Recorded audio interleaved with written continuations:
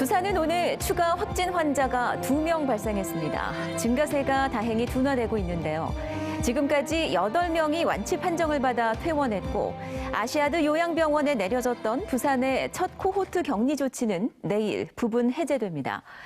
이런 가운데 확진 판정을 받은 교사가 다닌 중학교에는 첫 폐쇄 조치가 내려졌습니다.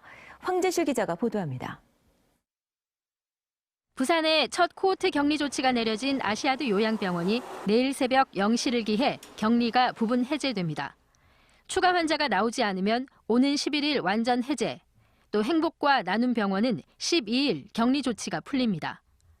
완치 환자도 늘고 있습니다. 지난 2일 첫 퇴원 환자가 나온 이후 오늘 3명을 포함해 모두 8명입니다. 하지만 병원과 교회 등에서의 집단 감염 가능성은 여전히 높습니다.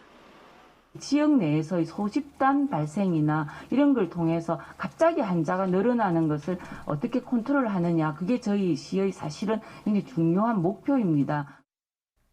오늘 새로 확진 판정을 받은 50대 교사가 다니던 중학교 2곳은 처음으로 폐쇄 조치됐습니다. 이 환자의 감염 경로를 찾지 못하고 있는데 부산시는 자가격리 대신 자율격리 조치만 내렸습니다. 사법적 처리가 가능하고 그리고 그분이 자가격리 중에 있는 그 기간 동안에는 국가가 또 보상을 해야 되는 책임이 따릅니다. 그러다 보니까 저희는 조금 객관적인 근거를 갖고 할 수밖에 없기 때문에. 확진 환자의 절반가량이 연관된 온천교회는 최초 감염원을 찾지 못한 채 이번 주 자가격리 조치가 대부분 해제됩니다.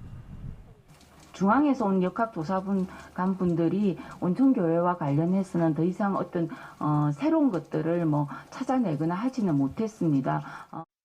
한편 오늘 추가 확진 판정을 받은 87번째 환자는 지난달 19일 2번째 환자와 장산성당 미사에서 접촉한 것으로 알려졌습니다.